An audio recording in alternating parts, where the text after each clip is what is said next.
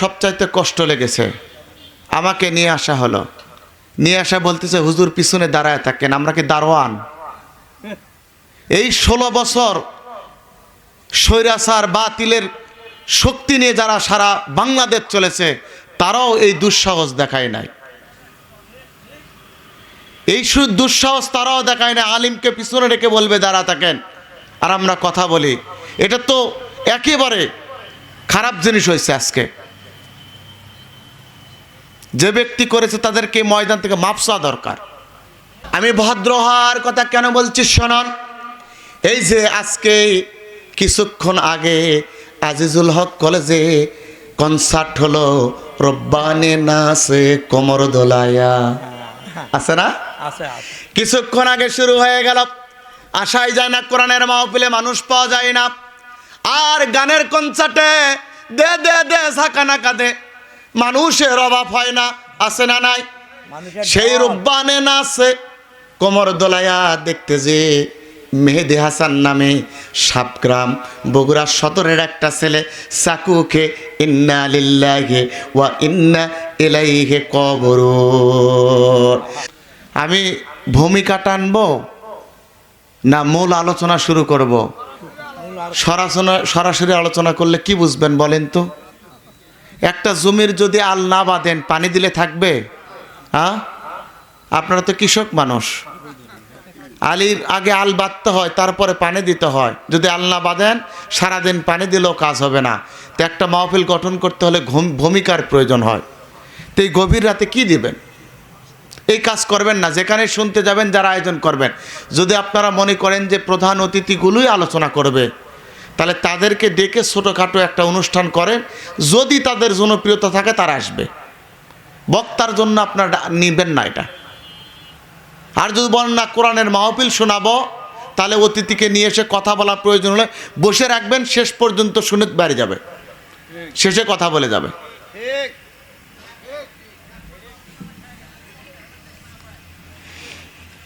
আরেকটা বিষয় আমার সবচাইতে কষ্ট লেগেছে।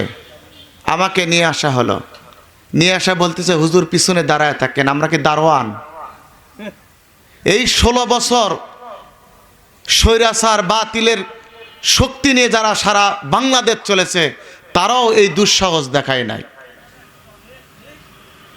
এই দুঃসাহস তারাও দেখায় না। আলিমকে পিছনে রেখে বলবে দাঁড়া থাকেন আর আমরা কথা বলি, এটা তো একেবারে খারাপ জিনিস হয়েছে। আজকে যে ব্যক্তি করেছে তাদেরকে ময়দান থেকে মাপ চাওয়া দরকার।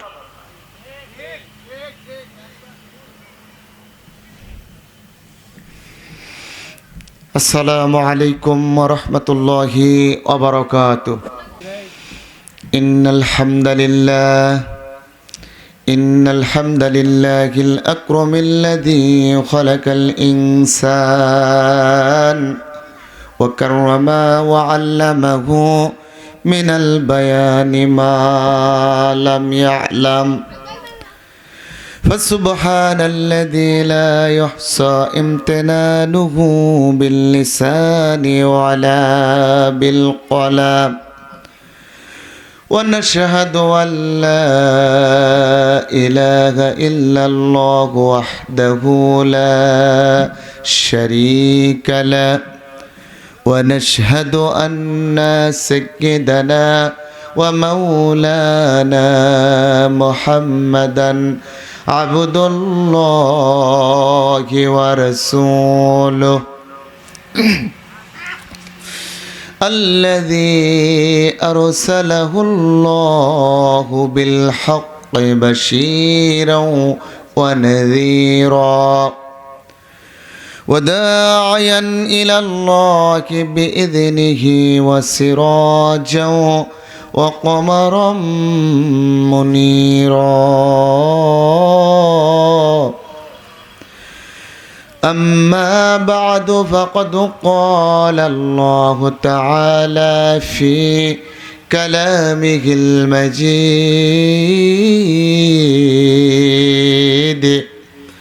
وفرقانه الحميد। সকলে জবান খুলে পড়ুন আউযু বিল্লাহি মিনাশ শাইতানির রাজীম বিসমিল্লাহির রাহমানির রাহিম والعصر إن الإنسان لفي خسر إلا الذين آمنوا وعملوا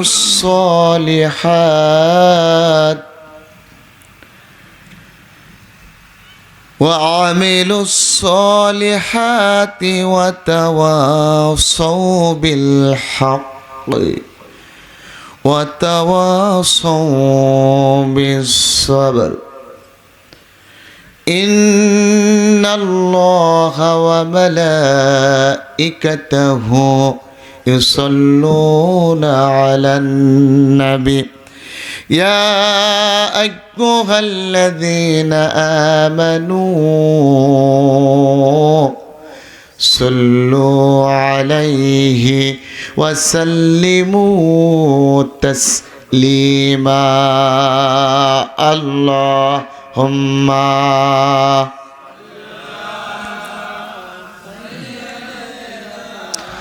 مولانا محمد وعلى آله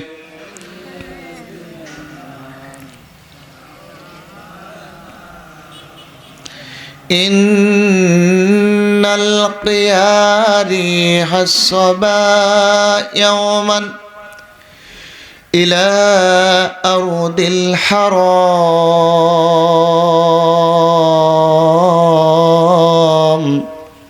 بلغ سلامنا روضة فيها النبي المعترم اللهم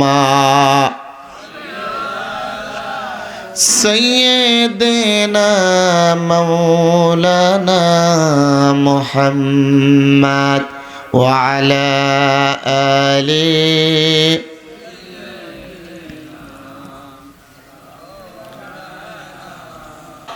আর বেশি কথা নয়, দুই একটা কথা ভূমিকায় বলবো। বলুন তো আসার তৌফিক দিয়েছেন কে? শুনতে এসেছি কি?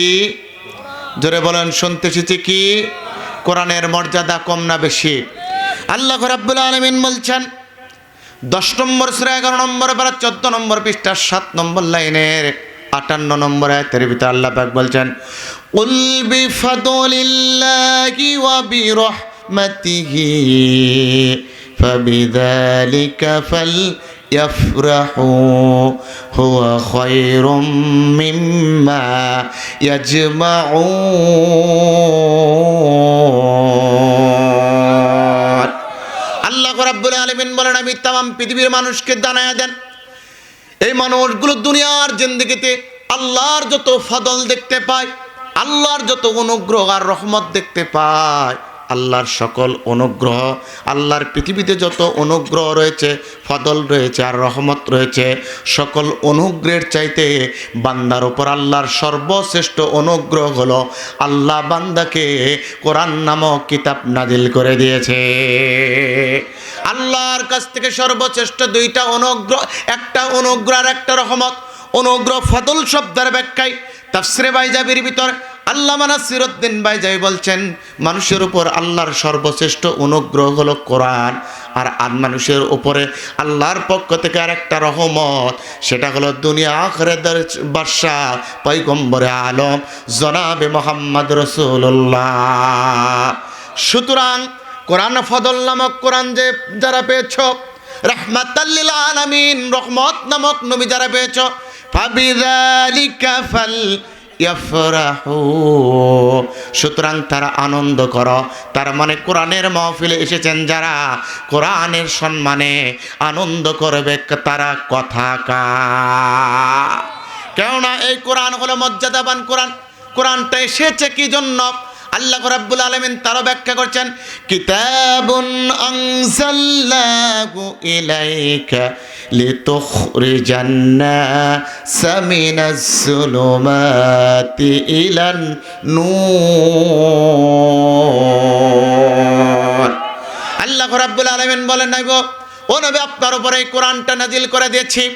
কোরআন নাজিলের উদ্দেশ্য হলো আপনি অসহায়, দিশাহারা, নিমজ্জিত, নির্যাতিত, নিপীড়িত, নিষ্পেষিত, লাঞ্ছিত, গঞ্চিত, বঞ্চিত, ও নবী, অন্ধকারে নিমজ্জিত জাহান্নামী মানুষদেরকে আল্লাহর কোরআনের আলোয় আলোকিত করে আল্লাহর জান্নাতের পথে, জান্নাতের রাস্তায় নিয়ে আসবেন।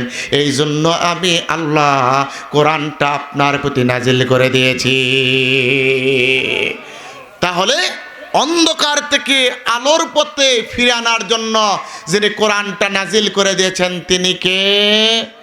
আর এই আল্লাহর কোরআনের আলোর পথে যখন আমরা দাওয়াত দিয়েছি, তখনই আমাদের প্রতি নির্যাতন আর নিপীড়ন আর নিষ্পেষণ ছিল।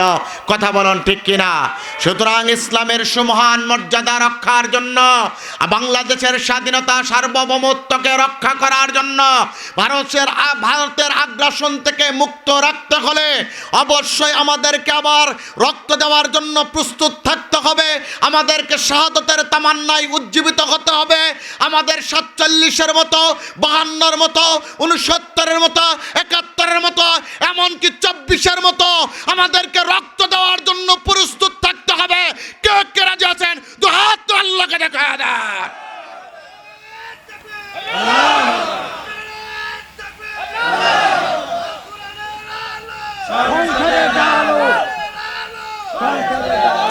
কারণ এখানে লোক সংখ্যা কম, বোঝা যাচ্ছে এখানের ঈমানওয়ালা ব্যক্তি আছে। আল্লাহু আকবার। ঈমান আলা বেশি 313 জন ব্যক্তি, 1000 পদাতিক অস্ত্র শস্ত্র সজ্জিত ব্যক্তিদেরকে দুনিয়া থেকে বিদায় করে দিয়েছিল শুধুমাত্র ঈমানের জোরে, ঠিক কিনা? কারণ আমরা 313 জন ব্যক্তি নিয়ে লড়াই করেছি বদর ময়দানে। আমরা ময়দান ছেড়ে দেই নাই। আমরা উহুদে লড়াই করেছি, আমরা ময়দান ছেড়ে দেই নাই। আমরা খন্দকে বিজয় ছিনিয়ে এনেছি, আমরা ময়দান ছেড়ে দেই নাই। আমরা তাইফে রক্ত জড়িয়েছি, আমরা ময়দান ছেড়ে দেই নাই। কালেমার শত আফ্রিকার ময়দানে কালেমার শত শত পতাকা উত্তোলন করেছি, আমরা ময়দান ছেড়ে দেই নাই। বিগত 16 বছর জুলুম, নির্যাতন, নিপীড়ন, নিষ্পেষণ অপেক্ষা করে ময়দানে আমরা একরে ধরেছিলাম, ময়দান ছেড়ে দেই নাই। জেল, জুলুম, ফাঁসির মঞ্চে আমরা কল্লা দিয়েছি, ময়দান ছেড়ে দেই নাই। সুতরাং কোন ব্যক্তি যদি নব্য স্বৈরাচার দাবি করে তাদেরকেও ছেড়ে দেওয়া হবে না, ঠিক কিনা? অথচ আমরা নব্য ফ্যাসিবাদের প্রতিধ্বনি শুনতে পাচ্ছি, যার প্রমাণ আপনারা দেখেছেন। লক্ষ্মীপুর কোরআনের মাহফিল বন্ধ করে দেওয়া হয়েছে। আল্লাহর কোরআনের মাহফিল বন্ধ করে দেওয়ার দুঃসাহস দেখায় যারা, আল্লাহর কোরআনের ভাষায় চূড়ান্ত কাফের তারা। এই আল্লাহর কোরআনের মাহফিল বন্ধ করে দেওয়ার জন্য আওয়ামী লীগের উপরে আল্লাহ রাব্বুল আলামিন আরশ আজিম থেকে যেরকম গজব ফালিয়ে দিয়েছিল, কোন ব্যক্তি যদি নব্য ফাঁসিবাদের চেষ্টা করে আল্লাহর কোরআনের মাহফিলগুলো বন্ধ করার পায়তারা চলে, তাদের উপরে এইরকম একটা গজব আসবে আসমান থেকে, ঠিক কিনা? অবাক। আল্লাহর কোরআনের মাহফিল এখনই চলতেছে বন্ধ করার, অথচ কোরআনের চেয়ে নির্যাতিত, নিপীড়িত, নিষ্পেষিত, অন্ধকারে যাওয়া মানুষদেরকে আলোর পথ দেখানোর জন্য, ঠিক কিনা? কিসের পথ? জোরে বলুন। আলোর পথ দেখানোর জন্য এসেছে। এই কোরআনটা আপনাদেরকে আলোর পথ দেখাবে যদি আপনি কোরআনের কথায় নিজের জীবনটা ধারণ করেন, কোরআন ভিত্তিক জীবন যাপন করেন। কেননা এই কোরআন কোনো মানুষের কথা নয়, হাযা কালামুল্লাহ। এটা কেবলমাত্র শুধুমাত্র একমাত্র একজনের কথা। জুবান দে বলুন তো, তার নাম কি?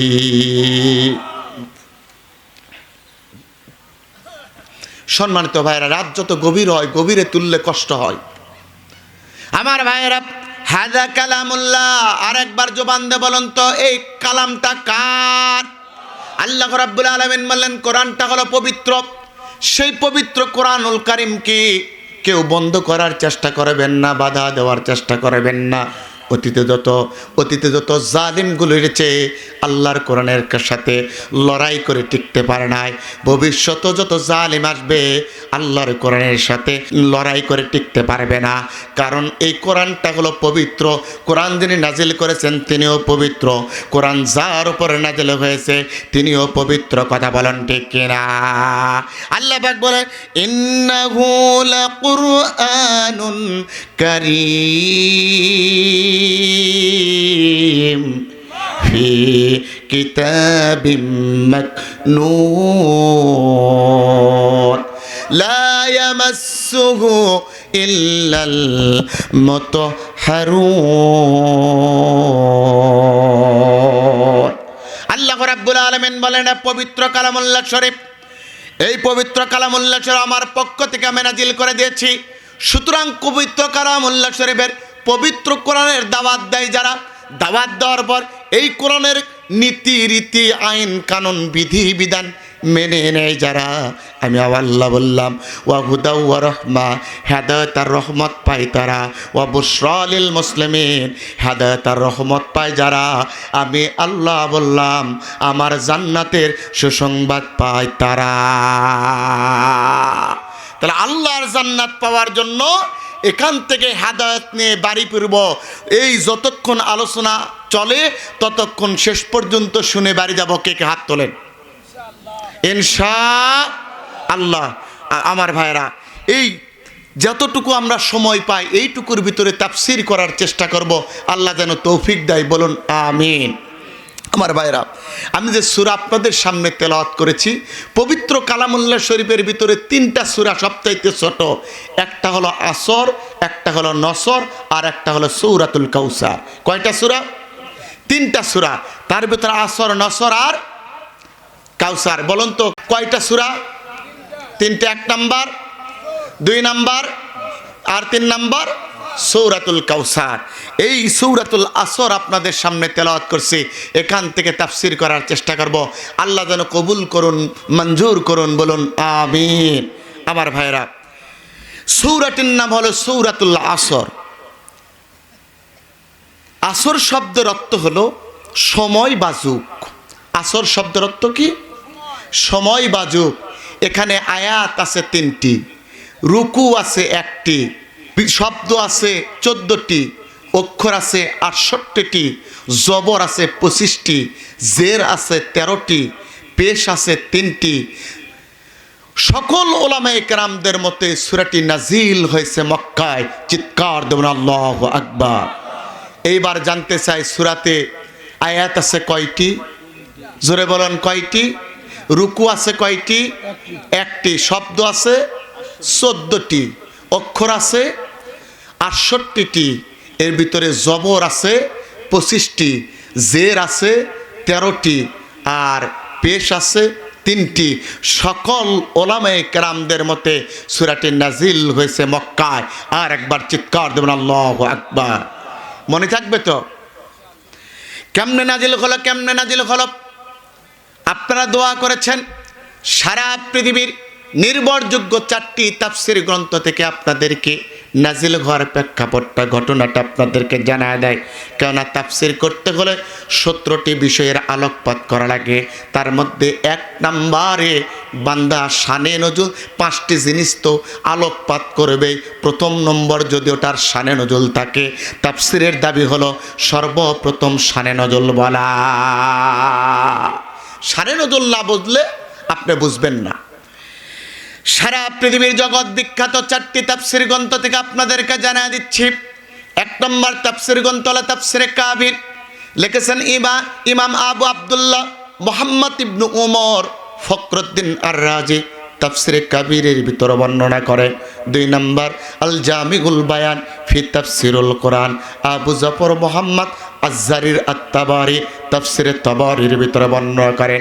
3 নম্বর তাফসীর কুরআনুল আজিম, হাফেজ ইমামউদ্দিন ইবনে কাসির তাফসীর ইবনে কাসিরের ভিতরে বর্ণনা করে। আর 4 নাম্বার হলো আল্লামা মাহমুদ আলুসির লেখা তামাম পৃথিবীর সর্বশ্রেষ্ঠ বড় তাফসির গ্রন্থ তাফসিরে রুহুল মাআনি। এই 4টা তাফসির থেকে আমি চয়ন করে এই শানে নজুলটা নিয়ে এসেছি। সূরাতুল আসর নাজিল হলো কেমনে?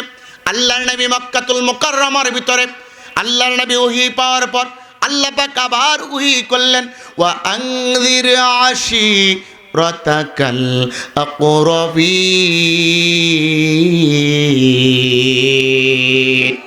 আল্লাহ রাব্বুল আলামিন নাযিল করলেন, নবী গো আপনি মানুষদেরকে ভীতি প্রদর্শন করুন, নিকট আত্মীয় নিকট যারা আছে আপনজন আছে তাদেরকে আপনি কোরআনের বর্ণনা করুন। আল্লাহর নবী কোরআনের আয়াত পেলেন, আল্লাহর নবী কোরআনের প্রচার শুরু করলেন। বিশ্ব নবী যখন কোরআনের প্রচার শুরু করলেন তখন আবু জেহেল, উতবা, সাইবা, মুগিরারা বুঝতে পারল আল্লাহর নবীর এই প্রচারটা বৃহৎ হবে, ছোট্ট থাকবে না।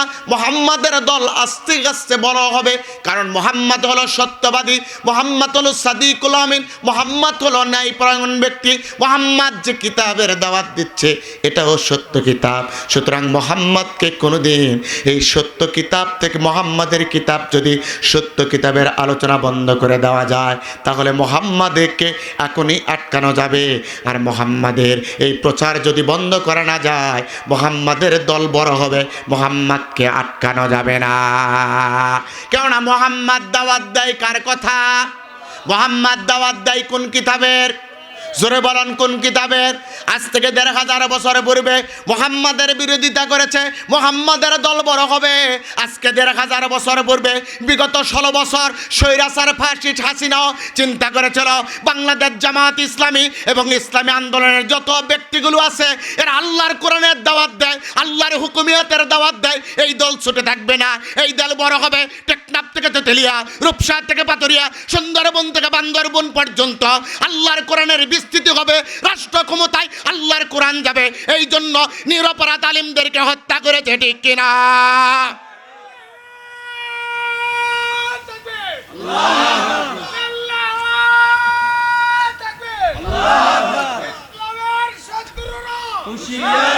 শুধুমাত্র আপনারা মিলিয়ে নেন, আমার কথাগুলো মনোযোগ সহকারে দিবেন, আপনার বিবেক খুলে যাবে। আজকে আপনাকে দেখা দেব একটাই মাত্র জান্নাতি দল আছে। কোন সে জান্নাতি দল, তাদের কর্তব্য কি, আল্লাহর কোরআন থেকে দেখা দেব। আমি কিন্তু কোনো দলের নাম বলছি না, বলছি একটা মাত্র দল থাকবে, সেটা হলো জান্নাতি দল, যেটা আল্লাহ কোরআনে বলবে। আলোচনার ভিতরই সব কিছু উঠে আসবে, শুধুমাত্র মনোযোগ দেন। আপনারা কখনো পীরের কাছে যান, কখনো হুজুরের কাছে যান, কখনো বক্তার কাছে যান, কখনো নেতার কাছে যান, হুজুর একটা জান্নাত মার্কা দল দেখে দেন, যে দলের সাথে হাতে হাত রেখে যদি মৃত্যুবরণ করি ইমানের পথে থাকি যেন জান্নাত হয়, সেই দলটা চিনতে পাই না। আজকে আপনাকে সেই দলটা আল্লাহর কোরআন থেকে চিনে দেব, যদি আপনার মনোযোগ ঠিক থাকে, ঠিক কিনা? মনোযোগ পারবেন দিতে? এটা সাউন্ড হলো, মনোযোগ দিতে পারবেন ইনশাআল্লাহ। সম্মানিত ভাইরা মনোযোগ দেন, আল্লাহর নবীর কথা বুঝতে পারলেন। আবু জেহেল দাওয়াত, আল্লাহর নবী দাওয়াত দিচ্ছেন, আবু জেহেল বুঝতে পারলেন মুহাম্মাদের এই ছোট্ট দল আর ছোট্ট দল থাকবে না, হাঁটি হাঁটি পা পা করে মুহাম্মাদের দলটা একটা বড় দলে রূপান্তরিত হয়ে যাবে। সুতরাং এখন এই সময় মুহাম্মাদের দল, মুহাম্মাদের কথাগুলো বন্ধ করে দেওয়ার জন্য, এই জন্য আবু জেহেল উতবাকে ডাকলেন। আরবের মক্কাতুল মুকাররমার বর্ষিয়ান রাজনীতিবিদ ছিলেন, তার নাম হলো উতবা। ওই বর্ষিয়ান রাজনীতিবিদ উতবাকে ডাক দিলেন, ডাক দিয়ে বলেন, উতবা তোমার ভাতিজা মুহাম্মদ যে হারে দাওয়াত দেয়, আমাদের বাপদাদার বংশের প্রতি চুনকালি মাখতেছে, মুহাম্মাদের দল তো হাঁটি হাঁটি পা পা করে বড় হচ্ছে, মুহাম্মদ রাষ্ট্র ক্ষমতায় যাবে, আমার অবৈধ ক্ষমতা তো দখল হয়ে যাবে। সুতরাং বৈধ ক্ষমতার মাধ্যমে মুহাম্মদ যদি আসে আর কোনোদিন মুহাম্মদকে গদি থেকে নামানো যাবে না, কারণ মুহাম্মদ হলো সত্যবাদী নবী, মুহাম্মদের উপরে যে কিতাব নাযিল হয়েছে ওটাও সত্য। সুতরাং সত্যের প্রতি মানুষের ঝোঁক বেশি না কম। আবু জেহেল এইবার সিদ্ধান্ত নিলেন, এই পাশে আসেন আমার ভাইয়েরা। আবু জেহেল উতবাকে পাঠায় দিলেন, উতবা মুহাম্মাদের কাছে যাও, মোহাম্মদকে এখনই কোরআনের দাওয়াত বন্ধ করে দিতে হবে, মোহাম্মদের কাছে 4টা প্রস্তাব দাও। এইবার উতবা আসলেন, আল্লাহর নবী বসে আছে, বিশ্বনবীর পায়ের কাছে হাঁটু গেড়ে উতবা বসলেন, বসে ডাকতে, মোহাম্মদ তুমি তো আমার ভাতিজা, কতকাল তোমাকে বুকের উপরে নিয়ে লালন পালন করেছি, কোলে এনেছি, পিঠের উপরে নিয়ে মোহাম্মদ তোমার সৌন্দর্যের কথা গোটা মক্কাতুল মুকাররমার ভিতর মানুষ থেকে বলেছে। খানে কাবায় যখন হাজিরা আসতো, হাজিদেরকে যখন পানি পান করাতাম, তখন সারা পৃথিবীর মানুষকে চিৎকার দিয়ে বলতাম, আমাদের কুরাইশ বংশে একটা উজ্জ্বল নক্ষত্রের আবির্ভাব হয়েছে, তাম পৃথিবীতে এমন সৌন্দর্য মণ্ডিত লাস্য আর লাবণ্যময় কোনো যুবক নাই, যে ছোট্ট সন্তানটাকে যদি চাঁদের দিকে ধরি তার আলোয় চাঁদটা নিভে যায়, এমন একটা সৌন্দর্যমণ্ডিত সন্তান আমার কুরাইশ বংশে এসেছে। শুধু চেহারার দিক দিয়ে সুন্দর নয়, বরং আমার এই সন্তানটা চারিত্রিক দিক দিয়েও গোটা মক্কাতুল মুকাররমার ভিতরে শ্রেষ্ঠ। উতবা আল্লাহর নবীকে সব বলতেছিল আর কনভার্ট করার চেষ্টা করতেছে, মোহাম্মদ যেন আমার প্রতি একটু সদয় হয়। আল্লাহর নবীকে এবার ডাকতে বলছে, ভাতিজা, ও ভাতিজা, এত ভালোবাসি তোমাকে, যদি অনুমতি দাও ওই চাচা উতবা তোমাকে কথা বলতে চায়। আল্লাহর নবী বলছেন, ও চাচা বলুন আপনি কি বলতে চান। এইবার উতবা ডাকতে বলছে, ভাতিজা তুমি যে দিনের দাওয়াত দিচ্ছ, তুমি যদি ওই দিনের দাওয়াত বন্ধ করতে আমাদের জন্য সুবিধা হতো। আল্লাহর নবী বলছেন, চাচা এটা আমার পক্ষে সম্ভব নয়, কেননা মোহাম্মদের রব বলেছেন, আলা লাহুল খালকু ওয়াল আম, সৃষ্টি যার হুকুম চলবে তার। আল্লাহর হুকুম হলো কোরআনের আইন প্রচার করা লাগবে, আল্লাহর হুকুম হলো কোরআনের প্রচার করা লাগবে, আল্লাহর হুকুম হলো কোরআনের দাওয়াত দেওয়া লাগবে, আল্লাহর হুকুম হলো দাওয়াত ফি সাবিলিল্লাহর কাজ করা লাগবে। এটা মুহাম্মাদের কোনো কাজ নয়, ঠিক কিনা? আজকে বাংলাদেশে আলিম ওলামা দাওয়াত দেয়, এটা জামাতে ইসলামের দাওয়াত নয়, এটা সরমনের দাওয়াত নয়, এটা পীর সাহেবের দাওয়াত নয়, এটা তাবলিগের দাওয়াত নয়, বরং এটা আল্লাহর নির্দেশ, কোরআনের দাওয়াত দেওয়া লাগবে, ঠিক কিনা? সম্মানিত ভাইয়েরা, আল্লাহর নবীও ডাকতে বললেন, ও চাচা এটা মুহাম্মাদের দাওয়াত নয়, বরং আল্লাহর নির্দেশ, আর আল্লাহর নির্দেশ পালন করা মুহাম্মাদের জন্য ফরজ। সুবহানাল্লাহ, সুবহানাল্লাহ। সম্মানিত ভাইরা, নবীর জন্য যদি ফরজ হয়, আপনার জন্য কি? আপনি কোন নবীর উম্মত? নবীর জন্য ফরজ হয়, আপনি উম্মত হিসাবে দাবি করেন, আপনার জন্য ফরজ হয় না। আপনি বলেন, ও বাবা আমি ওলা রাজনীতি করি না। শয়তানের তুমি জায়গা পাও না, কারণ এই কথা বললে বাতিলের কাছ থেকেও হাদিয়া পাওয়া যায়, হকের কাছ থেকে হাদিয়া পাওয়া যায়, নিরপেক্ষ ব্যক্তির কাছ থেকেও মাল পাওয়া যায়। এ হাল তেরা চাল ঘে মকসুদ তেরা মাল ঘে, তোমার চিন্তা মাল খাওয়া, ঠিক কিনা? সম্মানিত ভাইয়েরা, উতবা আল্লাহর নবীকে যখন বললেন, আল্লাহর নবী বললেন, চাচা সম্ভব নয়। এইবার উতবা বলছে, ও ভাতিজা মুহাম্মদ, গোটা মক্কাতুল মুকাররমা মিলে 7-8 জন ব্যক্তি আমরা বসে একটা আলোচনা করেছি, ওখান থেকে সিদ্ধান্ত হয়েছে তোমাকে 4টি প্রস্তাব দেওয়ার জন্য।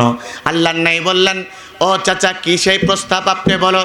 এইবার উতবা বলতেছে, মুহাম্মদ শোনো, 1 নাম্বার প্রস্তাব হলো, তোমার বয়স হলো কম, তোমার বয়স হলো 25 বছর, আর তুমি বিবাহ করেছো 40 বছরের একটা নারী, দেখতে বড় বেমানান লাগে, তোমার সাথে যায় না। ও মুহাম্মদ, তা হলেও হয় 40 বছর আবার বিবাহিত, আর তুমি একজন কুমার পুরুষ। ও মুহাম্মদ, তুমি সুদর্শন লাস্যর লাবণ্য মেয়ে, তোমার সাথে 25 বছরের যুবকের সাথে 40 বছরের নারী বড় বেমানা। ও মুহাম্মদ, এটা দেখতে আমাদের খারাপ লাগে। ও মুহাম্মদ, 1 নম্বর প্রস্তাব হলো, গোটা মক্কাতুল মুকাররমার ভিতরে যত সুন্দরী রূপসী সুন্দরী নারীর তো কোনো অভাব নাই, গোটা মক্কাতুল মুকাররমার ভিতরে তুমি ঘুরে ঘুরে দেখবা, যেখানে যে সুন্দর নারী পাইবা তুমি একটা লিস্ট করে নিয়ে আসবা, ওই নারীদের ভিতর থেকে যেটা তোমার কাছে পছন্দনীয় হবে, ও মুহাম্মদ তার সাথে তোমার বিবাহের ব্যবস্থা করব। এটাই আমাদের 1 নম্বর প্রস্তাব।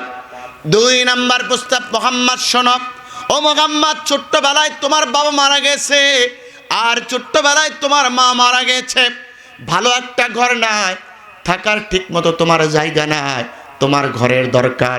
অথচ গোটা মক্কাতুল মুকাররমায় গগনচুম্বী রাজপ্রাসাদগুলো আছে, গগনচুম্বী রাজপ্রাসাদগুলো। ও মুহাম্মদ, কালকে সকালবেলা তুমি বের হবা, মক্কাতুল মুকাররমার অলিতে গলিতে ঘুরবা, গগনচুম্বী আর রাজপ্রাসাদগুলো দেখবা।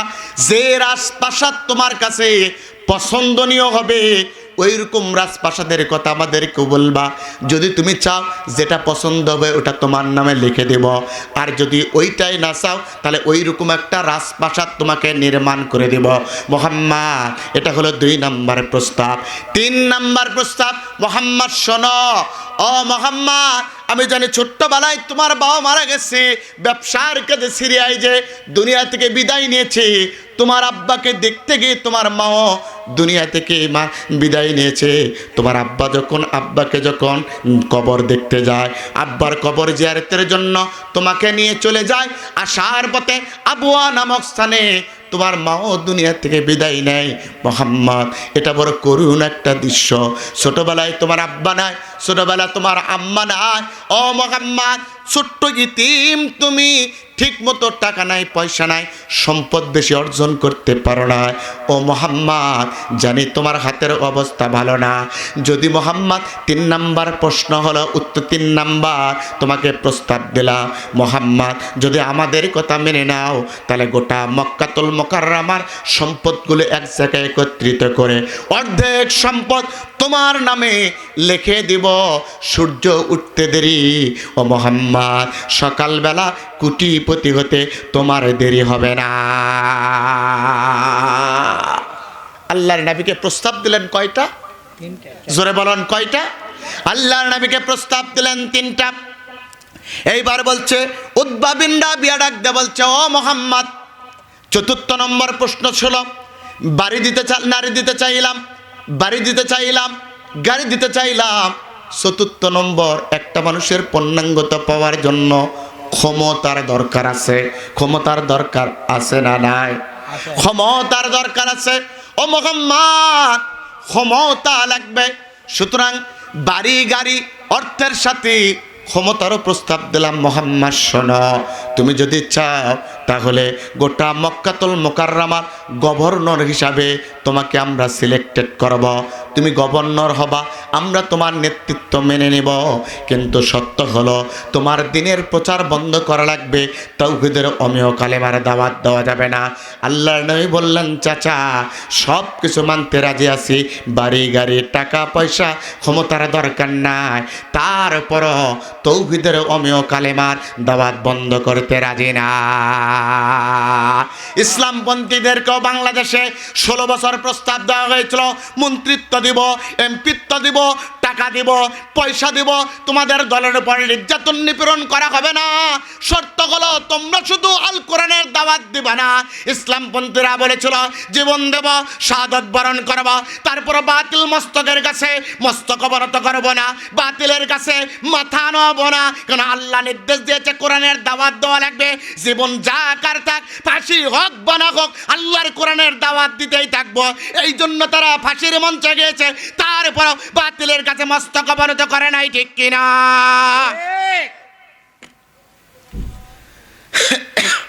সম্মানিত ভাইরা, আল্লাহর নবী প্রস্তাবগুলো ফিরিয়ে দিলেন। আল্লাহর নবী যখনই প্রস্তাবগুলো ফিরিয়ে দিলেন, 3 জন ব্যক্তি আল্লাহর নবীর বিরুদ্ধাচরণ করা শুরু করলো, মিথ্যা তথ্য আল্লাহর নবীর বিরুদ্ধে ছড়ানো শুরু করলো। একজন হলো ওলীদ ইবনুল মুগিরা, 2 নম্বর আস ইবনুল ওয়াইল, 3 নম্বর আসওয়াদ ইবনুল মুত্তালিব। এই 3 জন ব্যক্তি মক্কার অলিতে গলিতে যায় আর বলে মুহাম্মদ ক্ষতিগ্রস্ত হয়ে গেছে, মুহাম্মদকে এত সম্পদ দেওয়ার কথা ছিল, নারী দিবে, বাড়ি দিবে, সম্পদ দেবে, ক্ষমতা দেবে, মুহাম্মদ নেবে না। দেখা আল্লাহর নাকি প্রচার করবে। ওই মুহাম্মদ পাওয়ার পরও সম্পদ নিল না, মুহাম্মদ ক্ষতিগ্রস্ত হয়ে গেছে। যেখানে যায় সেখানে আল্লাহর নবীর বিপক্ষে এমন কথাগুলো বলে। তারপর আল্লাহর নবী দাওয়াত শুরু করলেন। হযরত আবু বকর সিদ্দিক রাদিয়াল্লাহু তাআলা আনহু মক্কাতুল মুকাররমার সর্বশ্রেষ্ঠ বড় ব্যবসায়ী ছিল হযরতে আবু বকর সিদ্দিক।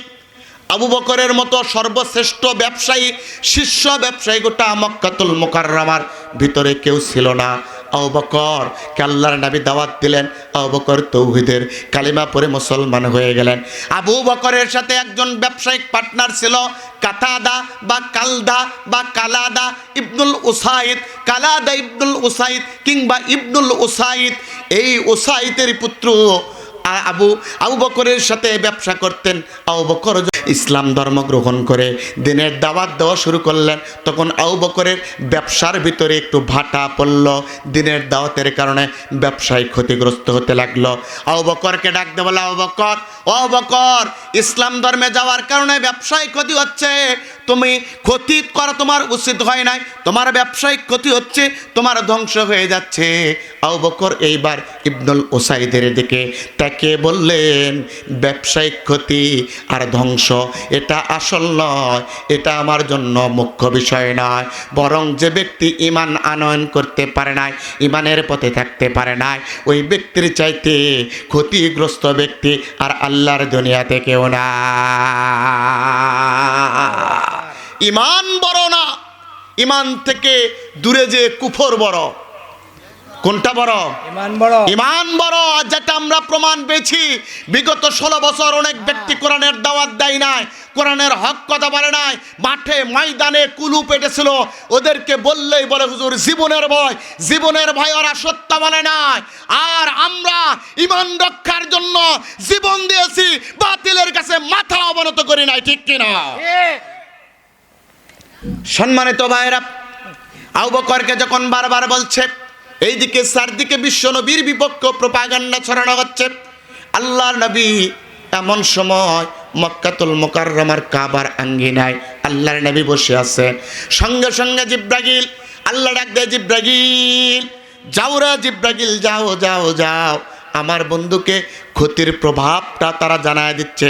মুহাম্মদ, তুমি প্রস্তাবগুলো গ্রহণ না করে ক্ষতিগ্রস্ত হয়েছ, আমার বন্ধুকে জানায় দাও আল্লাহর নবী যে সিদ্ধান্ত নিয়েছে ওই সিদ্ধান্তই সঠিক, কুফরের চাইতে ঈমানের শক্তিটা বড়।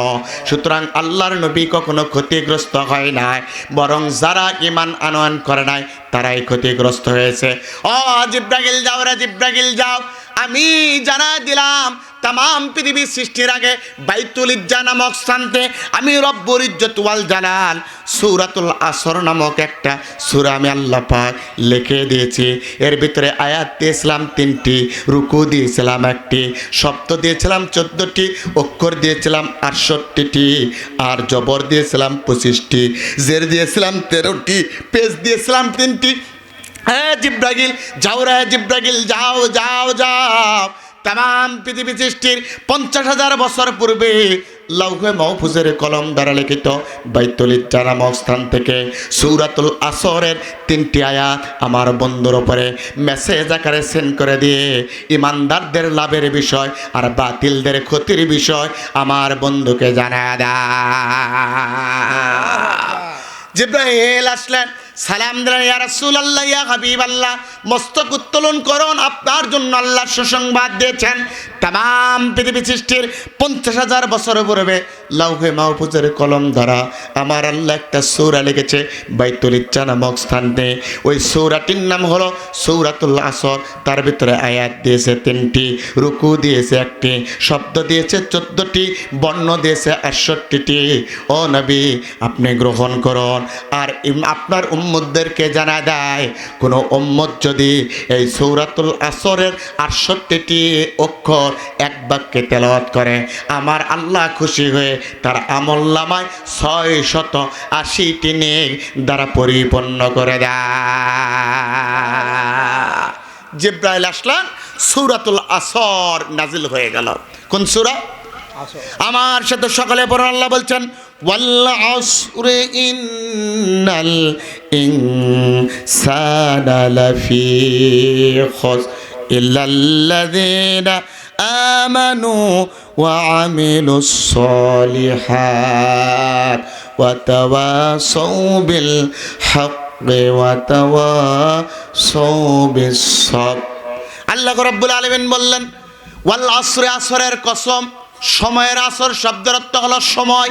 সময়ের কসম আল্লাহ পাক দিলেন কেন? সময়ের মর্যাদা আছে না নাই? মুফাসসির বর্ণনা করেন আসরের সময় হলো অল্প সময়, আসরের সময়টা হলো অল্প সময়। আসরের সময় থেকে মাগরিব পর্যন্ত সময়ের ভিতরে কিন্তু সূর্য ডুবে যায়, সময় কিন্তু বেশি পাওয়া যায় না। আসরের সময়টা হলো অল্প সময়, সূর্য ডুবে যেতে কিন্তু সময় লাগে না। এই সময়টাকে মুফাসসির বর্ণনা করেন মানুষের জীবনের সময়টাও অল্প সময়। বান্দার জীবন প্রদীপ আল্লাহ পাক যেভাবে সৃষ্টি করেছেন, হঠাৎ বান্দার জীবন প্রদীপ নিভে যেত সময় লাগে না। এখন নিঃশ্বাস আছে, একটু পর বান্দার নিঃশ্বাস নাও থাকতে পারে, ঠিক কিনা? আসরের সময় যেরকম অল্প, একজন বান্দার জীবনে জীবন প্রদীপটা অল্প। কোন বান্দা দেখবেন মায়ের পেটে ভ্রণ যাওয়ার পরেই হত্যা দুনিয়া থেকে বিদায় নিয়েছে, আবার কারো সন্তান প্রসব হওয়ার পর দুনিয়া থেকে বিদায় নিয়েছে, কারো 8 থেকে 10 বছর বয়স হওয়ার পর বিদায় নিয়েছে, কেউ 40 বছর থাকার পর বিদায় নিয়েছে, কেউ 120 বছর থাকার পর বিদায় নিয়েছে।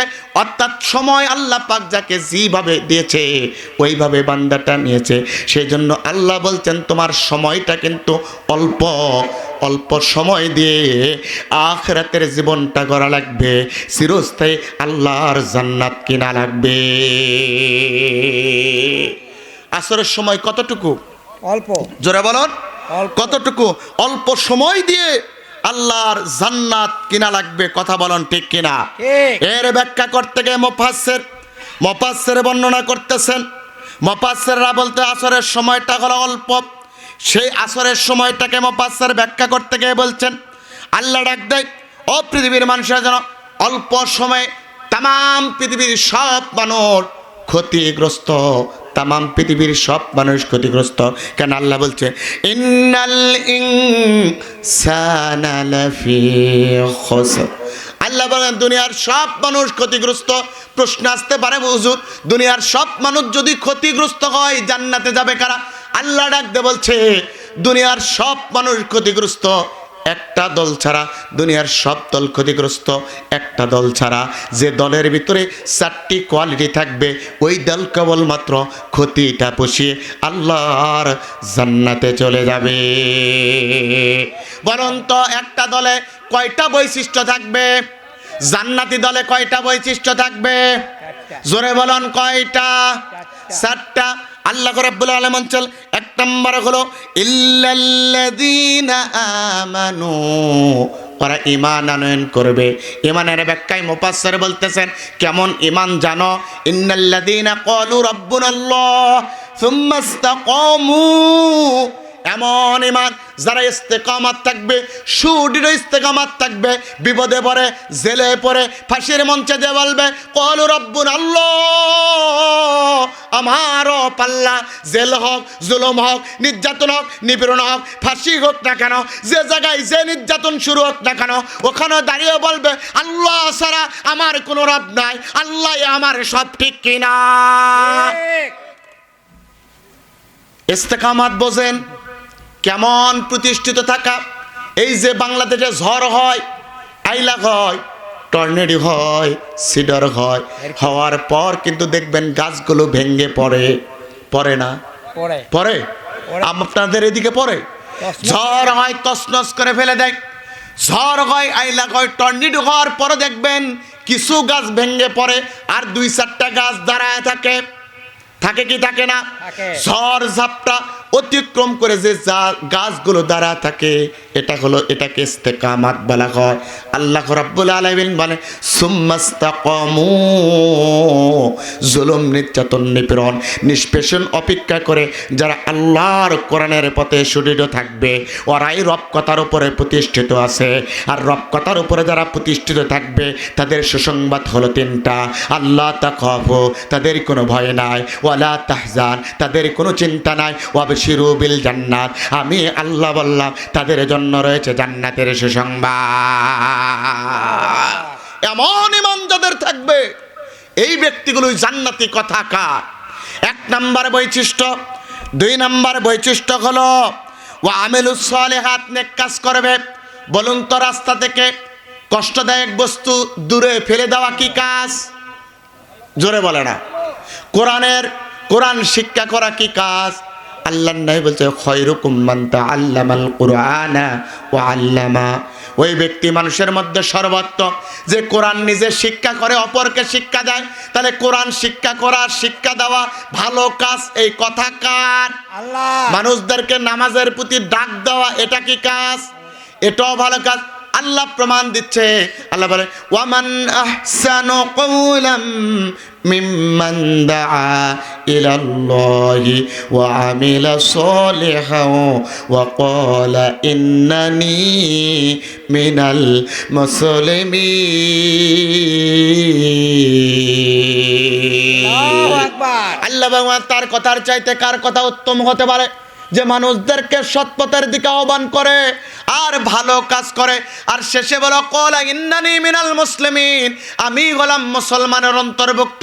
তার মানে সকলেই কিন্তু মুসলমান দাবি করতে পারবে না যে আল্লাহর কোরআনের পথে থাকবে, দিনের পথে থাকবে, আল্লাহ রাসূলকে মানবে, আল্লাহর কোরআনের দাওয়াত দিবে। ওই ব্যক্তি কেবল মুসলমান দাবি করতে পারবে, ঠিক কিনা? তার মানে ভালো কাজ করলে জান্নাতের সুসংবাদ জেনে দিবেন তিনি কে? একটা দলের চারটা বৈশিষ্ট্য, তাহলে ক্ষতিগ্রস্ত হবে না যার, সেই দলের বৈশিষ্ট্য চারটা। এক নম্বর ঈমান আনয়ন করবে, দুই নম্বর হলো ভালো কাজ করবে, আর তিন নম্বর হলো এইবার নবী বলছেন ওয়াতাওয়াসাউ বিল হক, ইয়ানি আওসা বা'দুহুম বা'দান বিল হক। পরস্পর মানুষদেরকে হকের পথে ডাকবে, সত্যের পথে ডাকবে, ন্যায়ের পথে ডাকবে। এমন সমাজে মানুষ আছে না নাই? জোরে বলুন। সত্যের পথে ডাকে যারা, ন্যায়ের পথে ডাকে যারা, হকের পথে ডাকে যারা, এরাই কেবল মাত্র জান্নাতি দল। যারা বাতিলের পক্ষে ডাকে, গোমরাহির পক্ষে ডাকে, অন্যায়ের পথে ডাকে, দুর্নীতির পক্ষে ডাকে, খুনের পক্ষে ডাকে, এরা কোনোদিন জান্নাতি দলে হতে পারে না, ঠিক কিনা? এমন মানুষ আছে না নাই? আমরা নিশ্চয় কেমন মানুষ দেখি, জালেমগুলো খায়, এখন যারা জালেমের অনুসারী তারাও খাওয়ার চেষ্টা করে, ঠিক কিনা? সম্মানিত ভাইরা, এটা হলো তিন নাম্বার, হকের পথে দাওয়াত দিবে যারা, হক তারা, কথাকার। সত্যের পথে দাওয়াত দিবে যারা, জান্নাতি তারা, কথাকার। চার নাম্বার হলো আল্লাহ রাব্বুল আলামিন ৪ নাম্বার বর্ণনা করতেছেন ওয়াতাওয়াসাউ বিস-সাবর, ইয়ানি আওসা বা'দুহুম বা'দান সাবর। আল্লাহ নবী বলেন ধৈর্য ধারণ করবে। কোন সময় ধৈর্য ধারণ করবে? বাতিল যখন আক্রমণ করবে, দিনের পথে চলছেন, হকের পথে যখন চলবেন, দেখবেন আপনার উপরে জুলুম আসবে, নির্যাতন আসবে।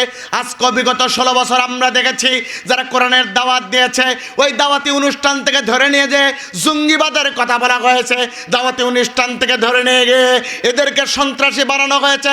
তার মানে হকের পথে চললে, হকের কথা বললে, হকের দাওয়াত দিলে আপনার উপরে জুলুম আসবে। আর জুলুম অবস্থায় যদি আপনি ধৈর্য ধারণ করতে পারেন, আপনি এগুলো জান্নাতি দরের লোক, কথা বলেন, ঠিক কিনা? এখন আপনি বাংলাদেশে মিলান, ক্রস ফায়ার করে, আপনি বাংলাদেশে মিলান, এই 4টি বৈশিষ্ট্য যে দলের ভিতর আছে, ওটাই হলো হক দল, ওটাই হলো আল্লাহর জান্নাতি দল। এই 4টির বিপরীত যারা আছে, ওরা কোনোদিন হক দল, হিজবুল্লাহর দল হতে পারে না, ঠিক কিনা? বলেন তো, এই 4টি গুণ বাংলাদেশের সচরাচর ইসলামপন্থী দল ছাড়া অন্য কোনো দলের সাথে আছে? আছে?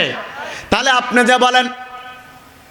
যে বলেন সমাজতন্ত্র, গণতন্ত্র, Fidel castor, Abraham Lincoln, Fidel castor, মাও সেতুংয়ের আপনি দল করবেন, এই দল তো আপনাকে জান্নাত দেবে না।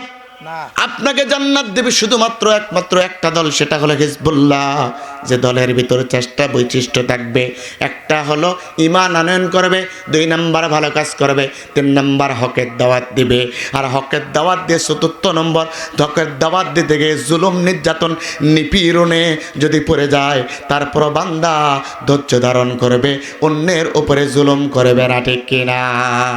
এই জন্য বাংলাদেশের জনগণের উপর, এমনকি ইসলামপন্থীদের উপরে 16 বছর নির্যাতন হওয়ার পর ইসলামপন্থী দলের নেতা বলেছে আমাদের উপরে যে জুলুম হয়েছে, ওই জন্য আমরা অন্যের উপরে জুলুম করব না, তবে যারা জুলুম করেছে বাংলাদেশের আইন অনুযায়ী ওই জালিমদের বিচার করা হবে, ঠিক কিনা? সম্মানিত ভাইরা, এই জন্য আপনারা মনোযোগ দেন। 1 নাম্বার আসরের ব্যাখ্যা হলো আল্লাহ পাক কেন বললেন আসরের কসম করলেন? আসরের কসম করার উদ্দেশ্য হলো আসরের সময়টা হলো কম, মানুষের জীবনের প্রদীপের সময়টাও কম, হায়াত এখন বেশি নাই। আগে 120 বছর, 30 বছর, 50 বছর পর্যন্ত মানুষ বেঁচেছে, এখন কিন্তু সময় পাওয়া যায় না। এই জন্য সূরাতুল আসরের এই ব্যাখ্যায় মুফাসসির বলেন ওয়াল আস, আসর শব্দের 3টা অর্থ করেছেন। কয়টা? 3টা। জোরে বলেন কয়টা? 3টা। এ মনোযোগ আছে আপনাদের? আচ্ছা আচ্ছা। হ্যাঁ, আছে। গভীর রাত তো আর অল্প চলবে। সারা রাত। আমার ভাইরা, আসর শব্দের অর্থ করেছেন 3টা। কয়টা? 1 নাম্বার আসর শব্দের অর্থ হলো হায়াত, 2 নাম্বার আসর শব্দের অর্থ, 1 নাম্বার আসর শব্দের অর্থ হলো সময়, 2 নাম্বার আসর শব্দের অর্থ হলো হায়াত, আর 3 নাম্বার আসর শব্দের অর্থ হলো ইতিহাস। কেননা ইতিহাসের দাম আছে না নাই? ফেরাউন জুলুম করার কারণে কিভাবে পানিতে ডুবেছিল, নমরুদ জুলুম করার কারণে ন্যাংরা মাছি দিয়ে কিভাবে হত্যা হয়েছিল, যতগুলো জালিম শাসক আছে তাদের ইতিহাস আছে না নাই? আল্লাহ পাক ইতিহাসগুলো তুলে ধরে বুঝা দিল, যারা ফেরাউনের মতো জুলুম করবে ওদেরকে শুটকি বানায় রাখা হবে, ওদের ইতিহাস তুলে ধরা হবে, যাতে কিয়ামত পর্যন্ত আর কোনো স্বৈরা শাসক জালিমের উৎপত্তি জমিনে না হয়। ঠিক কিনা? এই জন্য আসর শব্দের অর্থ হলো কয়টা? জোরসে বলুন কয়টা? 3টা। 1 নাম্বার আসর শব্দের অর্থ হলো সময়। একটু কান লাগান, আপনারা আল্লাহ পাক কেন সময় অর্থ করলেন? আপনারা কান লাগান, সময়ের কতটা মূল্য। সময় অর্থ করার অর্থ হলো সময়ের মর্যাদা দেওয়া, সময়কে গুরুত্বপূর্ণ হিসাবে মানুষের কাছে তুলে ধরা। কেননা সময়ের চাইতে একটা মানুষের জীবনে আর বড় গুরুত্ব হতে পারে না। আমি একটা ঘটনা ছোট্ট 1 মিনিটে বলছি। আমি নড়াইল থেকে কক্সবাজার মাহফিল করতে যাব। মাহফিল করার জন্য আমি বিমানের টিকিট কাটা আছে, আমি বোর্ডিং পাসলে ঢুকলাম এয়ারপোর্টে। ওখানে 2 মিনিট লেট হওয়ার কারণে আমাকে বিমানে উঠতে দেয় না। ওখানে বোঝা গেছে সময়ের কি মূল্য, ঠিক কিনা? সেই জন্য আল্লাহ সময়ের মূল্য দিচ্ছে, মানুষের জীবনের সময় আল্লাহ মূল্য দিচ্ছে। একটা মানুষের জীবন আছে যতক্ষণ ওই মানুষকে লোকেরা ভালোবাসে ততক্ষণ, ঠিক কিনা? ঠিক। নেতা, যদি নেতার জীবন আছে যতক্ষণ, নেতার পক্ষে স্লোগান তোলে ততক্ষণ। যদি বলে কিছুক্ষণ পর নেতা মারা যাবে, ইব্রাহিম ভাই নেতৃত্বের স্থানে বসবে, ওই নেতাকে আর মূল্য দিতে চায় না। তার মানে নেতার সময় নাই, জনগণের কাছে নেতার আর মূল্য না। এই জন্য আল্লাহ বোঝায় দিল, সময় দিয়েছি বান্দা, যে সময়টুকু দিয়েছি ওই সময় পাওয়ার পর আল্লাহর আইন মানবা, আল্লাহর আইন মানবা, আল্লাহর কানুন মানবা, আল্লাহর বিধিবিধান মানবা, আল্লাহর হুকুম মানবা, আল্লাহর জমিনে আল্লাহর দিন কায়েমের আন্দোলন করবা, আল্লাহর জমিনে আল্লাহর কোরআনটাকে প্রতিষ্ঠা করবা। কোরআন দ্বারা ব্যক্তিগত জীবন, পারিবারিক জীবন, অর্থনৈতিক জীবন, সামাজিক জীবন, রাজনৈতিক জীবন, এমনকি রাষ্ট্রীয় জীবন আল্লাহর কোরআন দ্বারা সাজানো লাগবে। কথা কার? কারণ এই সময়টা দিয়েছেন কে? আল্লাহ। আপনাকে আল্লাহ হায়াত দিলেন, আপনার ব্যক্তিগত জীবন, পারিবারিক জীবন, অর্থনৈতিক জীবন, সামাজিক জীবন, রাষ্ট্রীয় জীবন আর রাজনৈতিক জীবন আল্লাহর কোরআন দ্বারা সাজালেন না, তাহলে আপনার এই সময়ের কোনো মূল্য থাকলো না। এই অবস্থায় যদি আপনি মৃত্যুবরণ করেন, আল্লাহর কাছে আপনাকে জবাবদেহি করা লাগবে, ঠিক কিনা? একটা মানুষ তার জীবনের সব সময়টা ব্যয় করে এসে মৃত্যুর শেষ লগ্নে এসে বলছে, আল্লাহ তোমার দিনের পথে থাকবো, তোমার হুকুমের পথে থাকবো। আল্লাহ বলেন না না না, ক্বালা রব্বিরজিউন লাআল্লি আ'মালু সালিহান ফীমা তারাকতু কাল্লা। এইবার ব্যক্তি যখন সময় শেষ করে আল্লাহর পথের দিকে ধাবিত হবে, মালাকুল মউত যখন আসবে, আসার পরে বলবে তোমার জান কবজের জন্য এসেছি। বান্দা মালাকুল মউতকে বলবে, ক্বালা রব্বিরজিউন, ও মালিক আমাকে একটু কি সময় দেওয়া যায় না?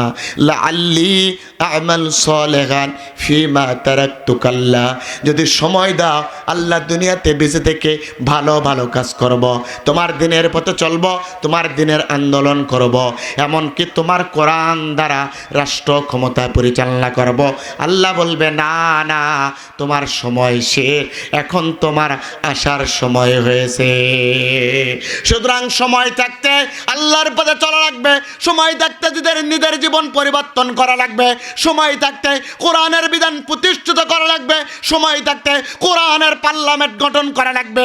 আমরা যত সময় পেয়েছি স্বৈরাচারকে তাড়িয়েছি, সুতরাং সামনের সময় হবে কোরআনের সময়, সামনের সময় হবে দিনের সময়, সামনের সময় হবে আলিম ওলামার সময়, সামনের সময় হবে ইসলাম প্রেমী তৌহিদি জনতার সময়, সামনের সময় হবে আল কোরআনের পার্লামেন্টের সময়। কথা বলুন ঠিক কিনা? রাজি আছেন আপনারা? ইনশাআল্লাহ। তাহলে এক নম্বরে মানুষকে চিন্তা করতে হবে সময় বড় মূল্যবান। আল্লাহ ডাকতে বলছেন, ইয়া আইয়ুহাল ইনসানু ইন্নাকা কাদিহুন ইলা রাব্বিকা কাদহা ফামুলাকি। আল্লাহ ডাকতে বলে, শোনো বান্দা শোনো, হে মানুষ, আমার পর্যন্ত পৌঁছাতে অবশ্যই তোমাকে কঠোর পরিশ্রম করা লাগবে। আর পরিশ্রম করতে সময়ের দরকার আছে না নাই? এই পরিশ্রম বলতে মুফাসসির বর্ণনা করতেছেন, আল্লাহ যে বিধিবিধান দিয়েছে, নামাজ পড়া লাগবে, হজ করা লাগবে, যাকাত দেওয়া লাগবে, তাসবিহ তাহলিল করা লাগবে, এমনকি সামর্থ্য থাকলে আপনাকে যাকাতের সাথে সম্পর্ক করা লাগবে। করে আল্লাহ পাক যেগুলো হালালকে হালাল হিসাবে দিয়েছেন হালাল হিসাবে মেনে নেওয়া লাগবে, হারামকে হারাম হিসাবে ছেড়ে দেওয়া লাগবে। এটা যদি কোনো ব্যক্তি করতে পারে, আদখালাহুল্লাহুল জান্নাহ, আমার আল্লাহ বলে মরার পরে ওই ব্যক্তির স্থানে হবে আল্লাহর জান্নাতে। তাহলে সময় থাকতে এই কাজগুলো আমরা করব ইনশাআল্লাহ। জোরে বলুন ইনশাআল্লাহ। কিন্তু সময় চলে যাওয়ার পর, সময় আমরা শেষ করার পর গালি দেই, হ্যাঁ তাড়াতাড়ি তাড়াতাড়ি তাড়াতাড়ি সময় চলে যাচ্ছে, এই সময় কি করি রে, বলি না? হ্যাঁ, অথচ এটা নিষেধ। বুখারী শরীফের হাদিস, আল্লাহর নবী লা তাসুবুদ্দাহর ফা ইন্নাল্লাহা হুয়াদ্দাহর। তোমরা সময়কে গালি দিও না, কারণ সময় হলো স্বয়ং আল্লাহ। সময় হলো আল্লাহ। প্রশ্ন আসতে পারে, হুজুর সময় কিভাবে আল্লাহ হয়?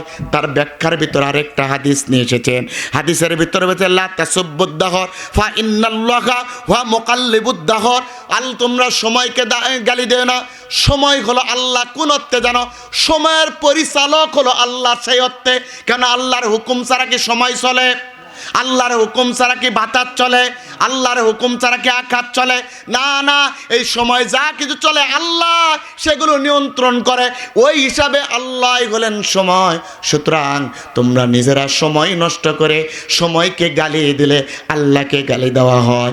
আর আল্লাহকে কোনো ব্যক্তি যদি গালি দেয়, ওই ব্যক্তির ঈমান থাকে না। আর ঈমান না থাকলে ওই ব্যক্তির কিন্তু মুমিনের মৃত্যু হয় না। আর মুমিনের মৃত্যু না হলে আল্লাহর জান্নাত পাওয়া যায় না, ঠিক কিনা? আমরা কি ভুলেও সময়কে গালি দিব? দেব না। তাহলে এক নাম্বার গেল। আসরের অর্থ কি? এক নাম্বার অর্থ কি? জোরে বলেন ভাই। এক নাম্বার অর্থ কি? দুই নাম্বার হলো হায়াত। আসরের দুই নাম্বার অর্থ হলো হায়াত। হায়াতের দাম আছে না নাই? হায়াত নাই যার, দুনিয়াতে দাম নাই তার। কেন আল্লাহ পাক হায়াত দিলেন? আল্লাহ পাক বলছেন, আল্লাযী খালাকাল মাউতা ওয়াল হায়াতা লিয়াবলুয়াকুম আইয়ুকুম আহসানু আমালা ওয়া হুয়াল আজিজুল গফুর। আল্লাহ রাব্বুল আলামিন ডাক, আল্লাযী খালাকাল মাউতা ওয়াল হায়াতা লিয়াবলুয়াকুম আইয়ুকুম আহসানু আমালা। আমি জীবন আর মৃত্যু দিয়েছি তোমাকে পরীক্ষা করার জন্য, তুমি ভালো কাজ করো কিনা। তাহলে কোরআনের পথে দাওয়াত দেওয়া কি কাজ? কোরআনের পক্ষে স্লোগান তোলা কি কাজ? আল্লাহু আকবারের তাকবীর দেওয়া কি কাজ? এই ভালো কাজ করার জন্য আল্লাহ পাক আপনাকে হায়াত দিয়েছে। আপনি ভালো কাজ না করে আল্লাহ পাক আপনাকে হায়াত দিলেন। ওই হায়াত থেকে 3 ঘন্টা বাঁচা আপনি সিনেমা হলে সিনেমা দেখেন। আপনাকে সিনেমা দেখার জন্য, নাটক দেখার জন্য, আল্লাহ বিরোধী শক্তির সাথে মিলার জন্য আল্লাহ পাক আপনাকে হায়াত দেয় নাই, ঠিক কিনা? তাদের সাথে মিলে আপনি স্লোগান তোলেন, আল্লাহর বিপক্ষে আপনি স্লোগান দেন, আল্লাহর বিপক্ষে আপনি স্লোগান দিচ্ছেন। এইরকম ব্যক্তি আছে না নাই? যারা বলেন আছে না নাই? এইরকম ব্যক্তি জমিনেই দেখা যাচ্ছে। আল্লাহু আকবার স্লোগান যারা দেয় তাদের বিরুদ্ধাচরণ করে এই জমিনে আছে না নাই? আছে যারা বলেন ভাই আছে না নাই? আছে অথচ তামাম পৃথিবীতে সর্বশ্রেষ্ঠ পাওয়ারফুল স্লোগান হলো আল্লাহু আকবার স্লোগান, ঠিক কিনা? কারণ আল্লাহু আকবার স্লোগানের মাধ্যমে পূর্ব গগনে সূর্য উদিত হয়, আল্লাহু আকবার স্লোগানের মাধ্যমে পশ্চিম গগনে সূর্য অস্তমিত হয়, আল্লাহু আকবার স্লোগানের মাধ্যমে মানুষ ঘুম থেকে জাগ্রত হয়, আল্লাহু আকবার স্লোগানের মাধ্যমে মানুষ ঘুম থেকে জাগ্রত হয়, আল্লাহু আকবার স্লোগানের মাধ্যমে মানুষ ঘুমাতে যায়, আল্লাহু আকবার স্লোগানের মাধ্যমে মানুষ জামাতে দাঁড়ায়, আল্লাহু আকবার স্লোগানের মাধ্যমে মানুষ জানাজায় দাঁড়ায়, আল্লাহু আকবার স্লোগানের মাধ্যমে মানুষের শেষ বিদায় হয়। সুতরাং মানব জীবনে, মুসলমানের জীবনে, মুমিনের জীবনে, ব্যক্তিগত জীবনে, পারিবারিক জীবনে, অর্থনৈতিক জীবনে, সামাজিক জীবনে, রাজনৈতিক জীবনে, রাষ্ট্রীয় জীবনে আল্লাহু আকবার স্লোগান ছাড়া অন্য কোন স্লোগান থাকতে পারে না, পারে না, পারে না, পারে না, পারে না। নারায়ে তাকবীর, আল্লাহু আকবার। তোমার নেতা আমার নেতা বিশ্বনবী মুস্তাফা, নারায়ে তাকবীর, আল্লাহু আকবার। ইসলামের শত্রুরা হুঁশিয়ার হুঁশিয়ার, দিয়েছি তো রক্ত, আরো দেব রক্ত, রক্তের বন্যায় হয়ে যাবে অন্যায়। আরে বাবা, আল্লাহু আপনারা আকবার। বাড়ির থেকে ফোন করে আসছেন, হুজুর যতই গলা ফাটাক, হুজুর গলা ফাটাতে ফাটাতে রক্ত উঠে মরে যাক, এই দৃশ্য দেখবো, তারপরও কণ্ঠ খুলবো না, ঠিক কিনা? হ্যাঁ, মনে হচ্ছে তো তাই। এটা কি আজিমপুর গুরস্থান? না না, হ্যাঁ, আপনারা শুয়ে যান, জানাজা করে দিয়ে চলে যায়। এই জায়গাটা কিসের বাগান? জান্নাতের হ্যাঁ, জান্নাতের বাগানে মানুষ মুখ বন্ধ করে থাকবে, আনন্দে থাকবে, আনন্দে থাকবে। আল্লাহর প্রশংসামূলক শব্দগুলো জান্নাতের বাগানে বারবার উচ্চারণ করবে। আল্লাহ ডাকতে বলবে, গোলাম তুমি এত প্রশংসা করো। আল্লাহ বলছে, তখন বান্দা বলে, আল্লাহ তুমি যে যা নিয়ামত দিয়েছো ওই নিয়ামতের কথা আমি দুনিয়ায় শুনি নাই, আজকে দেখি আর তোমার প্রশংসা করি। সুবহানাল্লাহ বললেন না? কেননা বুখারী শরীফের 2য় খণ্ডের ভিতর হাদিস কানে এসেছি, আল্লাহর নবী বলে দিয়েছে, আদাতুল ইবাদিস সলিহিনা মা লা আইনু রাআত ওয়ালা উযুনু সামিআত ওয়ালা খাতারা আলা কলবি বাশার। আমার সলে বান্দা, আমার জান্নাতি বান্দাদের জন্য জান্নাতের ভিতরে এমন নাজ নিয়ামত রেখেছি যা কোনো চোখ দেখে নাই, যার কথা কোনো কান শোনে নাই, যার কথা হৃদয় করণে উদিত হয় নাই, এমন নিয়ামত আমি আল্লাহ পাক আমার জান্নাতের ভিতরে রেখে দিয়েছি। বান্দা আমার নিয়ামত দেখবে আর বড় করে আমার শুকরিয়া আদায় করবে। এইবার বলুন তো ভাই, এটা কিসের বাগান? জান্নাতের বাগান। আপনাদের বিশ্বাস হয়? যাদের বিশ্বাস হয় আর কয়েক মিনিট আলোচনা হবে, তারা প্রত্যেকটি কথার সাথে জবাব দেবেন ইনশাআল্লাহ। সম্মানিত ভাইয়েরা, সম্মানিত ভাইয়েরা, তাহলে আল্লাহ রাব্বুল আলামিন জানাই দিলে, গোলাম তোমার ভালো কাজ করার জন্য তোমাকে হায়াত দিয়েছি। ওই ভালো কাজের ভিতরে সর্বোত্তম ভালো কাজ হলো একজন ব্যক্তির আচরণ ভালো হওয়া দরকার না খারাপ। আল্লাহ বলছেন, ওয়া ইবাদুর রাহমানিল্লাযীনা ইয়ামশুনা আলাল আরদি হাওনা ওয়া ইযা খাতাবাহুমুল জাহিলুন। রহমানের বান্দা তারাই, এই দুনিয়াতে নম্র ভদ্র শালীন যারাই রহমানের বান্দা তারাই, আর রহমানের বান্দা যারাই আল্লাহর জান্নাত পাবে তারাই। তার মানে রহমানের বান্দা হতে হলে শালীন হতে হবে, নম্র হতে হবে, ভদ্র হতে হবে।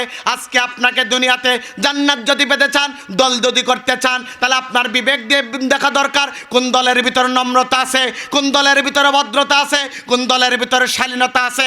ওই দলটাই হলো ইমানদারের দল, ওই দলটাই হলো জান্নাতি দল। আপনি যদি জান্নাত পেতে চান, ওই দলই আপনাকে করতে হবে। কথা বলেন ঠিক কিনা?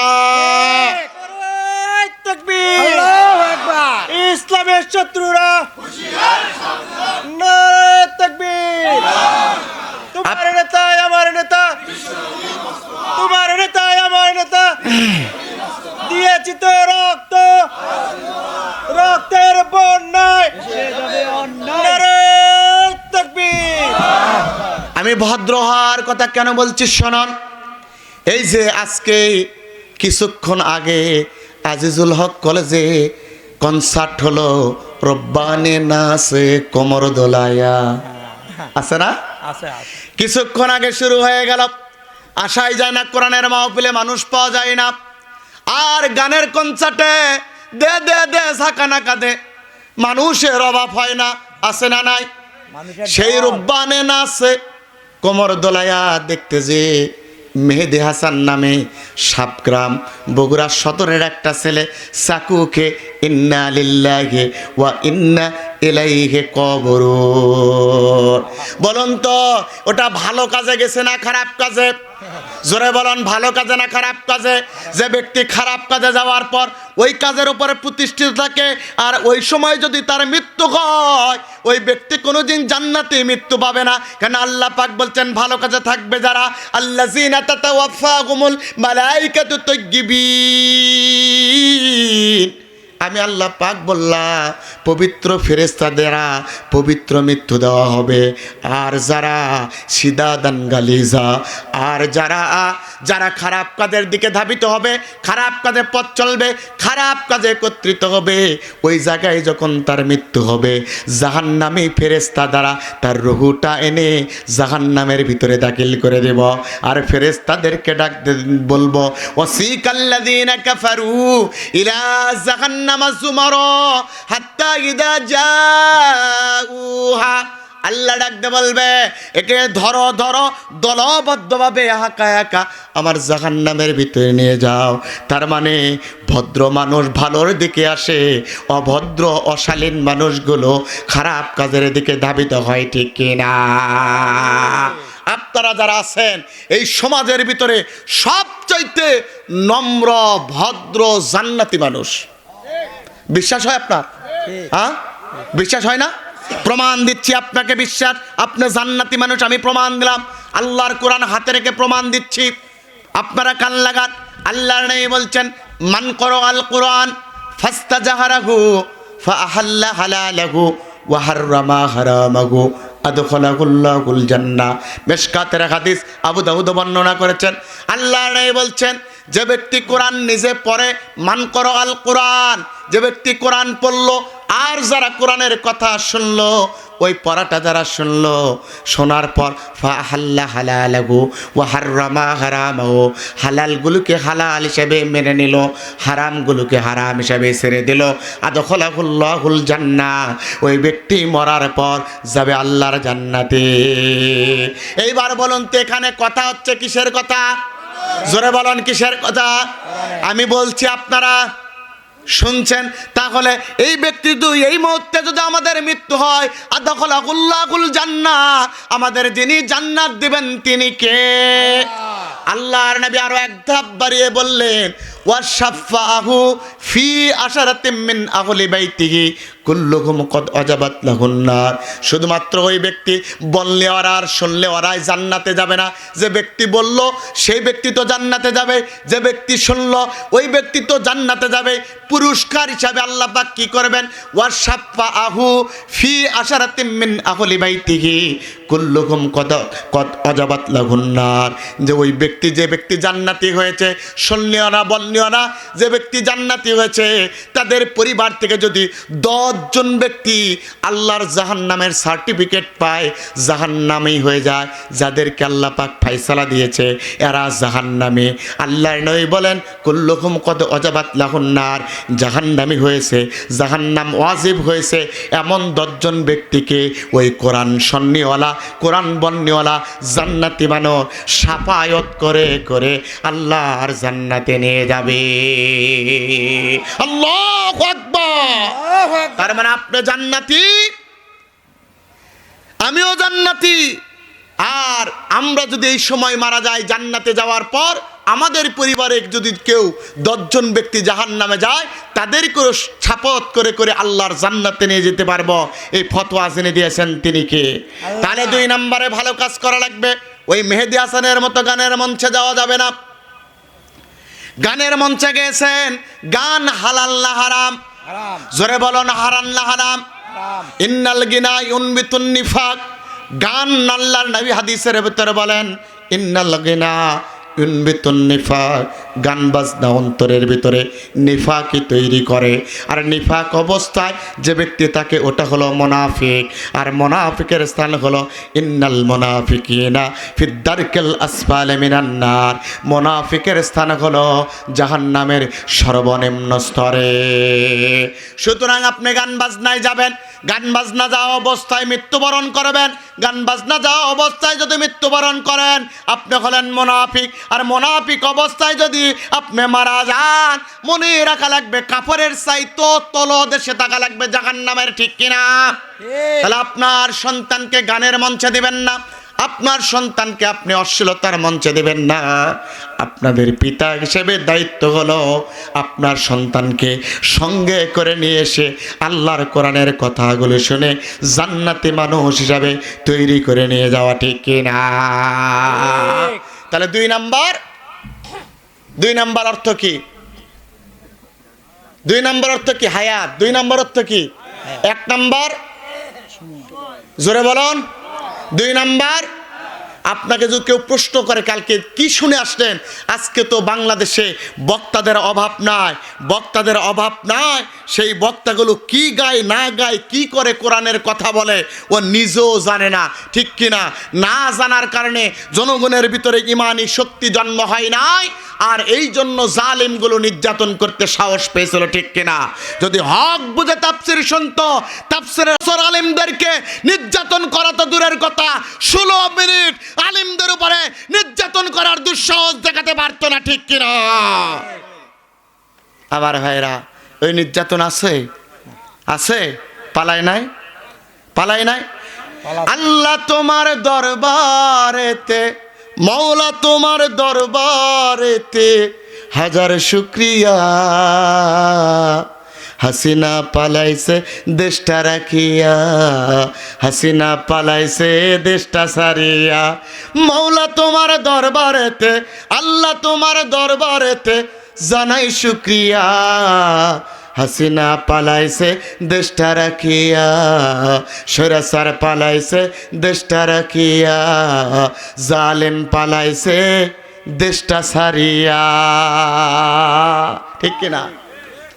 কোথায় আওয়ামী লীগ, কোথায় ছাত্রলীগ, কোথায় যুবলীগ? কোথায় আওয়ামী লীগ, কোথায় কাদের কাকা, কোথায় গেল ওই জালিমের গরম গরম কথা? আছে না নাই? কোথায় আওয়ামী লীগ, কোথায় কাদের কাকা, কোথায় গেল ওই জালিমের গরম গরম কথা? খেলা হবে, খেলা হবে, খেলা হবে বলে কাকু গেল পালাইয়া। হাসিনা পালাইছে দেশটা সারিয়া, সৈরাচার পালাইছে দেশটা সারিয়া। আল্লাহ তোমার দরবারেতে, মৌলা তোমার দরবারেতে জানাই শুকরিয়া।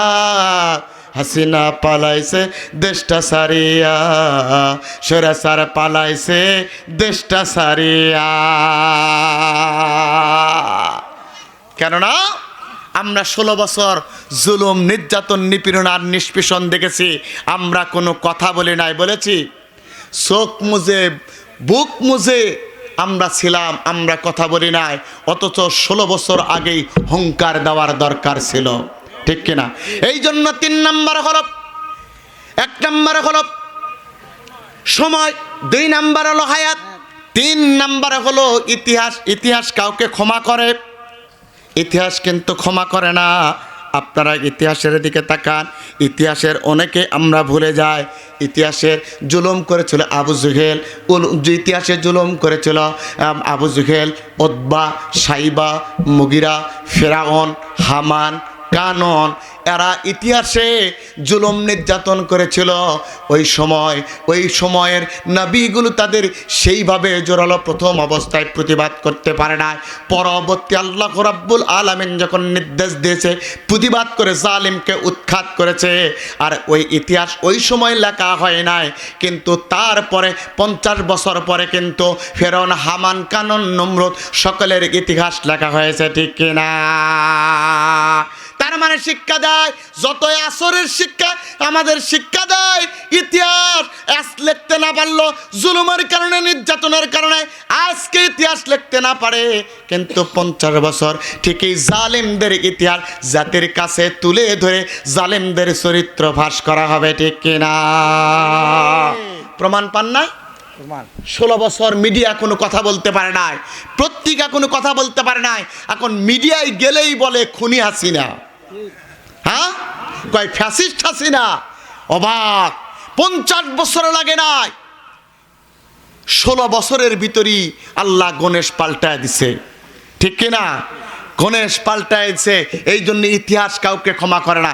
ইতিহাসের দিকে আর যদি একটু লক্ষ্য করেন, জালিম বাদশা ছিল দাকিয়ানোস, আল্লাহর জমিনে আল্লাহর দিন কায়েম করতে দিবে না, মূর্তি পূজার নির্দেশ দিয়েছিল, জাতির সামনে বলেছিল মূর্তি পূজা করবে যারা আমার রাষ্ট্রে থাকবে তারা, মূর্তি পূজা করবে না যারা আমার রাষ্ট্রে বসবাস করতে পারবে না তারা।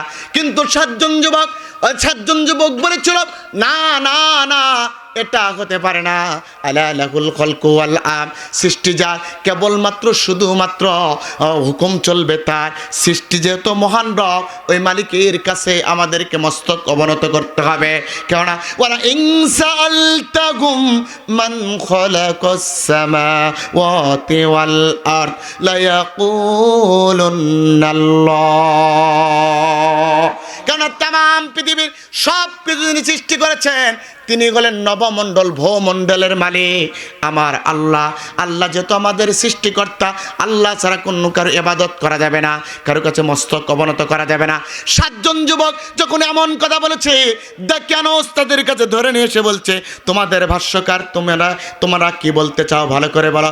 এবার যুবকগুলো বলছে ওয়ারাবাতনা আলা কুলুবিহিম ইয ক্বামু ফাকালু রাব্বুনা রব্বুস সামাওয়াতি ওয়াল আরদ লান নাদউ মিন দুনিহি ইলাহান। যুবকগুলো চিৎকার দিয়ে বলছে ও দাকিয়ানোস শোনো শোনো শোনো, ইয ক্বামু ফাকালু রাব্বুনা রব্বুস সামাওয়াতি ওয়াল আরদ। যুবকগুলো ডাক দিয়ে বলতেছে আসমান আর জমিনের নভমণ্ডলের মালিক তো আল্লাহ, ওই আল্লাহকে ছেড়ে লান্নাদউ মিন দুনিহি ইলাহান, ওই আল্লাহকে ছাড়া যদি অন্যকে উপাস্য হিসাবে মেনে নেয় আল্লাহর কাছে অপরাধী হয়ে যাব। সুতরাং ওই আল্লাহকে ছাড়া অন্য কাউকে উপাস্য মানতে পারবো না। তার মানে এখান থেকে শিক্ষা হলো যতই জুলুম হোক নির্যাতন হোক যতই ইতিহাস রচনা লেখা হোক না কেন, বাতিলের কাছে কখনো মস্তক অবনত করা যাবে না, ঠিক কিনা? এটাই আমাদের পূর্বপুরুষগুলো ইতিহাসের শিক্ষা দেয় যে বাতিলের কাছে নির্যাতন নিপীড়ন অপেক্ষা করেও তার কাছে মস্তক অবনত করা যাবে, অবনত করা যাবে না। 1 নম্বর ওয়াল আস, এতটুকুর ব্যাখ্যা। 2 নম্বর আল্লাহ পাক আয়াতে বলছে ইন্নাল ইনসানা লাফি খুস, নিশ্চয় তাম পৃথিবীর সব মানুষগুলো ক্ষতির ভিতরে আছে। মুফাসসির বর্ণনা করেন ওই 4টা শ্রেণীর মানুষ ছাড়া সকল মানুষ ক্ষতিগ্রস্তের ভিতরে আছে। কেননা মানুষের বৈশিষ্ট্য রয়েছে কয়েকটা, অন্যতম বৈশিষ্ট্য আপনাদের কাছে বলছি মানুষ ক্ষতিগ্রস্ত হওয়ার 1 নম্বর কারণ হলো মানুষ হলো দুর্বল। মানুষ সবল না দুর্বল? জোরে বলেন, মানুষ সবল না দুর্বল? মানুষ ক্ষতিগ্রস্ত হওয়ার 1 নম্বর কারণ হলো দুর্বল। আল্লাহ বলছে হুয়া খুলিকাল ইনসানা দাঈফা, আমি মানুষকে দুর্বল করে সৃষ্টি করেছি, এই জন্য মানুষ 1 নম্বরে ক্ষতিগ্রস্ত। 2 নম্বরে হলো মানুষ বিপদে পড়লে আল্লাহকে স্মরণ করে, আর বিপদ চলে গেলে অহমিকাই ভোগে আল্লাহকে ভুলে যেতে শুরু করে। আল্লাহকে ভুলে যাওয়ার কারণে মানুষ কেবল ক্ষতিগ্রস্ত হয়। কথা কার? 3 নাম্বার, আল্লাহ পাক যখন একটা মানুষকে নিয়ামত দেয় ও প্রশংসা আদায় করে, কিন্তু আল্লাহ পাক ওয়ালা নাবলুওয়ান্নাকুম বিশাইয়্যিম মিনাল খাউফি ওয়াল জু ওয়া নাকসিম মিনাল আমওয়ালি ওয়াল আনফুসি ওয়াস সামারাত ওয়া বাশশিরিস সাবিরিন, যখন বান্দাকে পরীক্ষার ভিতরে ফেলে ওই নিয়ামতটা টান দিয়ে নেয় তখনই ওই বান্দা হতাশায় মগ্ন হয়, আর হতাশায় মগ্ন যখনই হয় ওই বান্দা তার ঈমানটা হারিয়ে ফেলে। কথা বলেন ঠিক কিনা? এটা হলো 3 নাম্বার 4 নাম্বার হলো মানুষ জালিম হয় আর অস্বীকারী হয়। আল্লাহ পাক নিয়ামত দিয়েছে, নিয়ামত পাওয়ার পরও মানুষগুলো আল্লাহকে স্বীকার করতে চায় না, আছে না নাই? আছে। আপনারা মনোযোগ দেন, এটা এইটুকু বুঝতে হবে আল্লাহ পাক কতটুকু নিয়ামত দিয়েছেন। একজন মানুষকে রব্বুল ইজ্জত ওয়াল জালাল একজন মানুষের শরীরের ভিতরে যে তার দিয়েছে, ওই তারের লম্বাটা হলো ৯৭,০০০ কিলোমিটার। কত? ৯৭,০০০। জোরে বলুন, আর একটু জোরে বলুন। একজন মানুষের শরীরে আল্লাহ পাক যে তার দিয়েছে, ওই তারের লম্বাটা হলো ৯৭,০০০ কিলোমিটার। ৯৭,০০০ কিলোমিটার জুড়ে আল্লাহ রাব্বুল আলামিন একজন মানুষের শরীরে তার বা রক দিলেন। ওই ৯৭,০০০ কিলোমিটার দূরে রক্ত পরিচালনা করার জন্য আল্লাহ পাক মানুষের শরীরের ভিতরে রক্ত দিলেন ৫ থেকে ৬ লিটার। রক্ত আছে কয় লিটার? ৫ থেকে ৬ লিটার রক্ত দিলে এই ৫ থেকে ৬ লিটার রক্ত ৯৭,০০০ কিলোমিটার জায়গা দূরে ২৪ ঘন্টায় ৭,৫০০ লিটার রক্তে পরিণত হয়ে যায়। আল্লাহ রাব্বুল আলামিন বলে, গোলাম ৯৭,০০০ জায়গা জুড়ে ৯৭,০০০ কিলোমিটার জায়গা জুড়ে ২৪ ঘন্টায় ৫ থেকে ৬ লিটার রক্তকে রিফাইন করতে করতে ৭,৫০০ লিটার রক্তে পরিণত করে দিয়ে আমি রব্বুল ইজ্জত ওয়াল জালাল নিশ্চিত মৃত্যুর হাত থেকে আমি বান্দা তোমাকে তোমার পরিবারের কাছে ফিরিয়ে দিয়েছি। আল্লাহু আকবার। শুধু তাই নয়, এক মানুষের হাড়ের রোগ আছে না নাই? আছে। আছে না নাই? আছে। বিজ্ঞান আর ডক্টর প্রমাণ করে একটা মানুষের হার্ট যদি 3 মিনিটের জন্য বন্ধ হয়ে যায়, ইন্না লিল্লাহি ওয়া ইন্না ইলাইহি রাজিউন। আর একজন মানুষের এই হার্টটাকে পরিচালনা করার জন্য আল্লাহ রাব্বুল আলামিনের রগের প্রয়োজন হয়েছে। রগের লম্বাটা হলো ৩৩,০০০ কিলোমিটার। সুবহানাল্লাহ বলেন না? আপনারা ক্লান্ত হয়ে গেছেন, ছেড়ে দিই? হ্যাঁ, হাত তোলেন। হ্যাঁ, তাহলে কথা বলেন না কেন? শুধুমাত্র হার্ট পরিচালনা করার জন্য যে তারের প্রয়োজন হয়, এই তারটা হলো ৩৩,০০০ কিলোমিটার জায়গা। আল্লাহর নবী মুহাম্মদ সাল্লাল্লাহু আলাইহি সাল্লাম বলেন, শোনো, একজন মানুষের জন্মের পর রব্বুল ইজ্জত ওয়াল জালাল ওই হাড়ের ভিতরে ৮৪টি জায়গায় আল্লাহ শব্দটি খোদাই করে লিখে দিয়েছে। বান্দা যখন কোরআন তেলাওয়াতের পরে আল্লাহকে খুশি করার জন্য একবার আল্লাহ বলে ডাক দেয়, আমার আল্লাহ খুশি হয়ে ওই ব্যক্তিকে ৪ মিনিটের জন্য হাড়ের বেমার থেকে নিরাপত্তা দিয়ে দেয়। ওই নিরাপত্তা দেওয়ার জন্য ৩৩,০০০ কিলোমিটার জায়গা জুড়ে হার্টকে স্পাম করার জন্য আল্লাহ রাব্বুল আলামিন ওঠা নামা করার জন্য একটা ডায়নামা ফিট করে দিয়েছেন। ওই ডায়নামা ২৪ ঘন্টায় ১,৩০,৬৮০ বার ওঠা নামা করে। কতবার? ১,৩০,৬৮০ বার ওঠা নামা করে। ১,৩০,৬৮০ বার ওঠা নামা করার মানে হলো পাঞ্চ করে। পাঞ্চ করে ৩৩,০০০ কিলোমিটার জায়গা জুড়ে রক্তটা সঞ্চালন করে, ব্যক্তিকে হাড়ের ভিতরে রক্ত সঞ্চালন করে নিশ্চিত মৃত্যুর হাত থেকে বাঁচায় আমার আল্লাহ পরিবারের ভিতরে ফিরায় দিয়েছে। এরপরে বলেন প্রশংসা করা লাগবে কার? শুধু তাই নয়, আর একটু বলি, একজন মানুষ ১ মিনিটে ৬ লিটার অক্সিজেন গ্রহণ করে। কত? ৬ লিটার অক্সিজেন গ্রহণ করে। ৬ ঘন্টায় ৮,৬৪০ লিটার অক্সিজেন গ্রহণ করে। কত? জোরে বলুন, কত? ৮,৬৪০ লিটার অক্সিজেন গ্রহণ করে। কিন্তু একজন মানুষের শরীরের জন্য ৮,৬৪০ লিটার অক্সিজেনের প্রয়োজন নাই। এই জন্য রব্বুল ইজ্জত ওয়াল জালাল ৮,৬৪০ লিটার অক্সিজেনকে রিফাইন করে করে বিশুদ্ধ ৫৫০ লিটার অক্সিজেন আল্লাহ পাক তৈরি করে ২৪ ঘন্টায় একজন সুস্থ সবল যুবকের জন্য ৫৫০ লিটার অক্সিজেন দিয়ে ওই ব্যক্তিকে নিশ্চিত মৃত্যুর হাত থেকে বাঁচায় আল্লাহ রাব্বুল আলামিন সর্বশ্রেষ্ঠ নিয়ামত দান করে দিয়েছে। ওয়া ইন তাউদ্দু নি'মাতাল্লাহি লা তুহসুহা ইন্নাল্লাহা লাগফুরুর রহিম।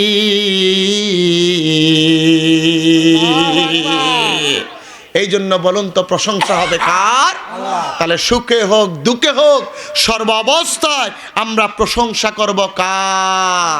এই জন্য বান্দা তোমাকে যখন হায়াত দিয়েছি, হায়াত থাকার পর যারা জুলুম করে আর অস্বীকার করে ওই ব্যক্তিগুলি আল্লাহর কাছে ক্ষতিগ্রস্ত হয়ে যায়। ভাইরা, 12টা শেষ। এই কোন ব্যক্তিগুলো মানুষ কারা ক্ষতিগ্রস্ত, এই ব্যক্তিগুলোর আল্লাহ পাক বর্ণনা দিয়েছেন কোরআনের ভাষায় কারা ক্ষতিগ্রস্ত হবে আর মানুষের দুর্বলতার কারণ কি, কোন কোন মানুষ দুর্বল, এগুলোর ব্যাখ্যা আসবে। অনেক বড় আলোচনা, আর আলোচনা করা যাবে না, কেননা রাত 12টা পার হয়ে গেছে। এখন আলোচনা করলে আপনাদেরও কষ্ট হবে, আমার জন্য কষ্ট হবে। চলুন আমরা আখির মোনাজাতের দিকে যাই। যতটুকু শুনলাম ততটুকু যেন আল্লাহ পাক আমল করার তৌফিক দান করে, বলুন আমিন। এইবার বক্তা আনলে 11টা 12টা 1টার দিকে তুলে দেবেন না, সর্বোচ্চ 9:30 করবেন, এর ভিতরেই আপনাদের সমাপ্ত করা লাগবে, ঠিক কিনা? এটা জনগণের মন মানসিকতা ঠিক থাকে, বক্তার আলোচনা করার পরও ভালো লাগে।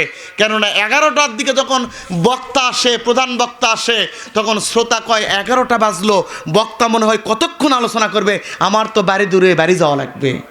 ও আলোচনায় মন দেবে না, বাড়ির চিন্তা করবে। কিসের চিন্তা?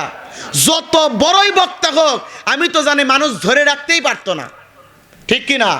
আর আলহামদুলিল্লাহ কোরআনের কথা বলে দেখে একটা মানুষ সরে না গেছে, এক শোনো যায়নি, জাত তাই আছে, সব জায়গায় একই চিত্র। কোরআন বললে কিন্তু আপনারা তুলে দিবেন গভীর রাতে, অন্তরের ভিতর হুজুরের আলোচনাও ভালো লাগে, বাড়ির যাওয়ারও প্রয়োজন পড়তেছে, গভীর রাত হচ্ছে, ওই ব্যক্তির কষ্ট দেওয়া না? আমি যদি রাত 1টা পর্যন্ত আলোচনা করি, দূর দেশে বাড়ি হয়, হাঁটতে হাঁটতে গাড়ি ঘোড়া পাবে না গভীর রাতে, ওরা যাতে যেতে বাড়িতে 3টা বাজবে, 3টার পর ঘুমাবে, ফরজ নামাজ ফজরের নামাজ নষ্ট হয়ে যাবে। বক্তাও জাহান্নামী, শ্রোতাও জাহান্নামী, কুমটিও জাহান্নামী। যদি জাহান্নামী হতে হয় তাহলে এই মাহফিলের দরকার নাই, ঠিক কিনা? মাহফিলের জাহান্নামী হওয়ার জন্য না জান্নাতি হওয়ার জন্য? জান্নাতি হতে গেলে অবশ্যই আপনার টাইম মেনটেন করা লাগবে, ঠিক কিনা? আল্লাহ কবুল করুক, বলুন আমিন। আল্লাহ মঞ্জুর করুন, আল্লাহ কবুল করে নেন, আমিন। আমার ভাইরা, আপনারা কি চান এই কোরআনের মাহফিল হোক? সকলেই চান? কে কে চান হাত তোলেন দেখি। হ্যাঁ, হাত তোলেন, হাত তুলেন, বাজা হাত তোলা লাগবে, আল্লাহকে দেখান লাগবে, আল্লাহ তুমি কবুল করে নাও, আল্লাহ তুমি মঞ্জুর করে নাও, হাত নামান। আমার ভাইরা, এই মাদ্রাসা চলতেছে, আল্লাহর কোরআনের মাহফিল যেরকম চলতেছে, মাদ্রাসাও চলতেছে। এই মাদ্রাসার অর্থের দরকার আছে না নাই? আছে। আমার ভাইরা, আল্লাহর ঘরের জন্য অনেক হয়তো আদায় হয়ে গেছে, আর ওইভাবে সাবানে 1000 টাকা করে 2-1 আছে, 1000 করে দিবেন। কে আছে? একজন ব্যক্তি দোয়া করে দেব। কত বাজান? কত? 1000। নাম কি? শফিকুল ইসলাম, 1000 টাকা।